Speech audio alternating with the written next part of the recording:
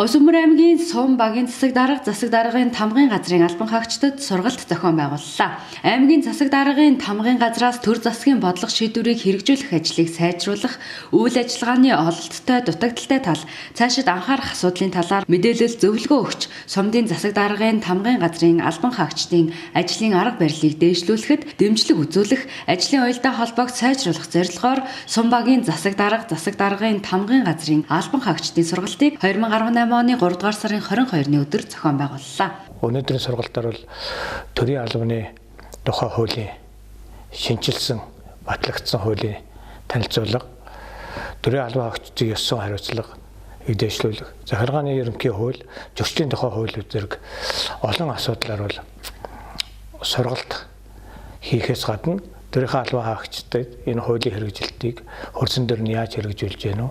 Ямар үйл ажиллагаанд хүндрэл өргөжл гарч гэнэ үү? Цаашид яах ёстой вэ гэдгийг л ярилцаж ингэж явуулах юм аа.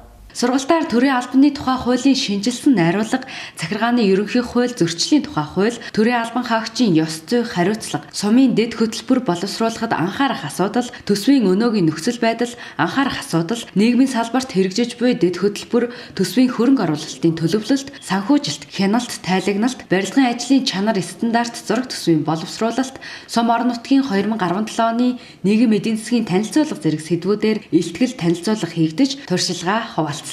За сургалт хийгдснээр бол төрийн албан хаагчид одоо төрөөс иргэдэд хүрэх үйлчилгээний чанар хүртээмжийг сайжруулах, зохион байгуулж байгаа үйл ажиллагаа маань иргэдэд хандсан, тэдний шаардлага, эрэлт хэрэгцээнд нийцсэн байх. Энэ асуудлыг үл биднүүд нэлээд чухал байж байгаа. Засгийн газраас бол 2018 оныг хариуцлагын жил болж зохион байгуулсан байгаа. За мөн аймгийн засаг даргын захирамжаар Говьсүмбэр аймагт 2018 оныг бол хариуцлагын жил болж ингэ зарласан. Энэний дагуу үйл ажиллагаа төлөвлөгөө гаргаад байж байгаа. Энэ төлөвлөгөөний дагуу төрийн албан хаагчид маань өөрсдийнхээ хариуцсан ажил дээр одоо хариуцлага чанар дэвшлүүлэх энэ асуудлыг үлдэнэ байж. За төрийн албан хаагчдын маань чадвар, ур чадвар бол одоо жилээс жилд нэмэгдэж байгаа гэдэг нь үзэж байгаа. За зохион байгуулж байгаа үйл ажиллагаа маань иргэдэд хүрэх, биднүүдийн иргэдийн эрүүл аюулгүй орчныг хангах энэ үйл ажиллагаанд бол нийцэж байгаа. Ийм олон үйл ажиллагаанууд бол биднүүд өнгөрсөн хугацаанд зохион байгуулсан. Өнөн дээр бол биднүүд аймгийн хэмжээнд камерын асуудал байж байгаа. Иргэдийнхээ орон сууцны одоо подволыг засварлаж байгаа. Мөн орон сууцныхаа хаалгавууд, за энэ жил бол энэ гаднах ногоон байгууламжийг сайжруулах энэ асуудлууд хийгдэнэ. Өнгөрсөн жилээр одоо уурын зоохыг биднүүд шинээр барьснаар бол одоо Говьсүмбэр аймаг одоо энэ найрамдал хотгонд суурьсноос хойш анх удаа иргэд маань магтаага халуун бүлэнд дулаан өвлж чадлаа. За энэ үйл ажиллагаа бол одоо цаашид явна. За энэ жил бол биднүүд дулааны захлагын станд барих асуудал цаашид хойштой нь бол төслийн хүрээнд судлагдаад явж байгаа. За дулааны захлагын станц юу баригдчих юм бол аймгийн хэмжээнд бол одоо бүх уурын зохинууд бол нэгдсэн нэг системтэй болж ингэж хойштой нь бол одоо гэр хороол болон дахин төлөвлөлтийн үйл ажиллагаа бол сайжрах, дулааны хангамж сайжрах ийм үйл ажиллагаа явагдаж байгаа. Мөн аймгийн мэргэжлийн хяналтын газрын удирдлагын нэгдсэн Эбл программыг хэрэгжүүлж буй үйл явц болон Сүмбэр сумын засаг даргын тамгын газрын мэдээллийн ил тод байдлын үйл ажиллагаатай танилцсан юм. Тус сургалтын үеэр жил бүр уламжлал болгон зохион байгуулагддаг сагсан бөмбөг, гар бөмбөгийн нөхөрсөг тэмцээнийг зохион байгуулж, багийн дүнгээр Сүмбэр сумын засаг даргын тамгын газрын баг тамирчид тэргүүн байранд шалгарч шилжиж явах цомын эзэд боллоо.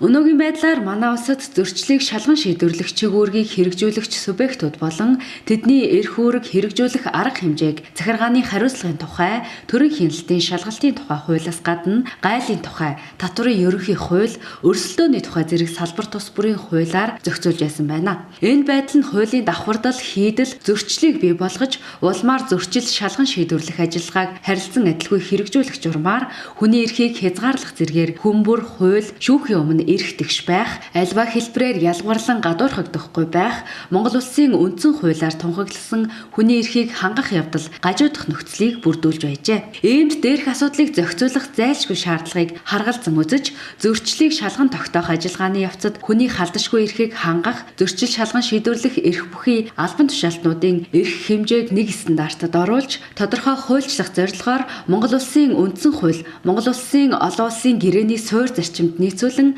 зөрчил шалган шийдвэрлэх тухай хуулийн төслийг боловсруулан баталж 2017 оны 7 дугаар сарын 1-ний өдрөөс эхлэн хэрэгжиж эхлээд багагүй хугацаа өнгөрчээ. 2018 оны 3 сарын 22-ны өдөр аймгийн мэргэжлийн хэлтийн газар татврын хэлтстэй хамтран зөрчлийн тухай хууль, зөрчил шалган шийдвэрлэх тухай хуулийн хүрээнд хуулийн зүйл заалтыг нэг мөр ойлгож хэрэгжүүлэх сэдвт хэлэлцүүлэг зөвлөгөөний зохион байгууллаа. За энэ хүү зөвлөгөөнд аймгийн хэмжээнд зөрчлийн хэрэг бүртгэлийн үйл ажиллагаа явуулах эрх бүхий албан тушаалтан буюу нийт 51 албан тушаалтныг хамруулсан зөвлөгөөнийг замжилттай зохион байгуулж дуслаа. За зөвлөгөөнд аймгийн прокурорын газраас энэхүү зөрчлийн тухай хууль, зөрчил шалган шийдвэрлэх тухай хуулийн хүрээнд хэрэгжүүлж байгаа үйл ажиллагаан дээр гарч байгаа асуудлууд, ер нь хуулийн зүйл заалтыг хэрхэн яаж хэрэгжүүлэх шаардлагатай, за зүйл заалтыг албан тушаалт, эрх бүхий албан тушаалтнууд маань яг яаж ойлгож байгаа, бас өөрсдийн сөрөг үр дагавар яаж хэрэгжүүлэхтэй холбоотойгоор ямар нэг хүндрэлтэй байгаа асуудлууд дээр нь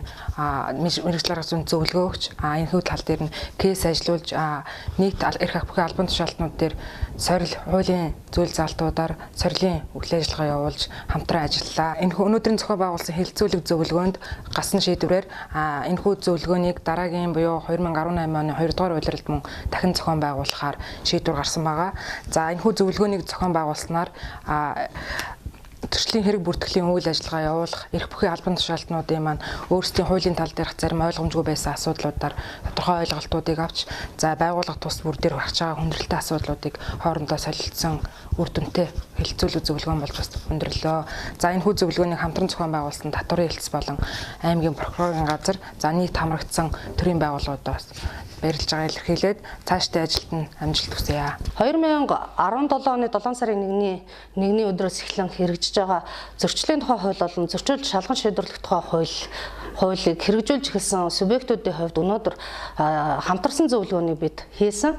Зөрчлийн хуулийн гол зорилго маань энэ хуульд нийцүүлэн гаргасан захиргааны хэм хэмжээний актыг зөрчсөн үйлдэл эсвэл түүнд нэг зөрчсөн хүн хуулийн этгээдэд шийтгэл оногдуулах замаар шударга ёсны тогтолцоог бий болгоход энэ хуулийн зорилго бол гол зорилго нь бол оршиж байгаа. Энэ хуульд нийтдээ бусад хуулиар зохицуулагдсан 240 орчим хуулиар зохицуулагдсан 625 зөрчлийг 16 бүлэгт багтаан хуульчилж өгсөн байж байгаа. Энэ хуулийг хэрэгжүүлэх субъект нь улсын хэмжээнд 12,000 орчим субъект хэрэгжүүлэн ажиллаж байгаа. Өнөөдөр бид зөрчлийн тухай хууль болон зөрчил шалган шийдвэрлэх тухай хуулийг хэрэгжүүлж ажиллаж байгаа. Аймгийн хэмжээнд тухайн хуулийг зөрчиж, хүний эрхийг зөрчигдөж байгаа ямар асуудал байгаа, энийг хэрхэн шийдвэрлэх талаар хамтарсан зөвлөгөө нь бол хийж байна. Бид өнөөдөр зөрчил шалган шийдвэрлэх тухай хуулийн дагуу шалгаж шийдвэрлсэн зөрчлүүдээс бас тодорхой хэмжээнд прокурорын байгууллага судалгаа хийж холбогдох байгууллагуудад мэдээлэл шаардлага хөрвүүлж ажилладаг байгаа. Бидний өнөөдрийн бас аймгийн хэмжээнд энэ хууль батлагдсан гарснаас хойш хамгийн их хэмжээг бас тодорхой хэмжээг эзлээд байгаа зөрчил маань гэр бүлийн хүчирхийлэлтэй холбоотой зөрчил байж байгаа. Нийтдээ 2017 онд аймгийн хэмжээнд 7554 зөрчил бүртгэгдсэн байж байгаа. Энэ зөрчлөөс 56 зөрчил нь гэр бүлийн хүчирхийлэлтэй холбоотой зөрчил байж байгаа. Энэ бол 2017 оны 7 сарын 1-ээс хойш тоо мэдээ. Энэ гэр бүлийн хүчирхийлэлтэй холбоотой зөрчилд шүүхээр 16 этгээдийг 30 хүртэл хоногоор баривчлах шийтгэл оногдуулсан байж байгаа. 2018 он гарсаар нийтдээ цагдаагийн байгууллага болон бусад эрх бүхий албан тушаалтнууд 1923 зөрчлийн талаарх гомдол мэдээллийг хүлээн авсан. Үүнээс гэр бүлийн хүчирхийллийн гомдол мэдээлэл 20 байгаагаас баривчлах шийтгэл шүүхээс баривчлах шийтгэл оногдуулсан хүн бол 6 байж байгаа. Тэгээ энэ тоо мэдээнээс харахаар тухайн зөрчил дундаа одоо нийгмийн хүрээнд гэр бүлийн хүрээнд үйлдэгдэх зөрчил бол буурахгүй байгаа талаар одоо дүгнэлт хийж болно. Мөн энэ гэр бүлийн хүчирхийлэл үйлдэгдэж байгаа зөрчлийн хамгийн том шалтгаан нь арх согтууруулах ундаа хэрэгэлсэнтэй бас холбоотой байж байгаа. Нийт энэ гарч байгаа зөрчлүүд бол 100% арх согтууруулах ундаа хэрэгэлснээрс гэр бүлийн хүрээнд хүчирхийлэл үйлдэх ийм зөрчилд холбогдсон байж байгаа. Дээрх тоо мэдээнүүдээс бид юу харж болох вэ гэхээр аймгийн хэмжээнд хүн амын тоотонд харьцуулах юм бол үйлдэгдэн гарч байгаа зөрчил баггүй хувийг эзэлж байгаа гэдгийг харж болно.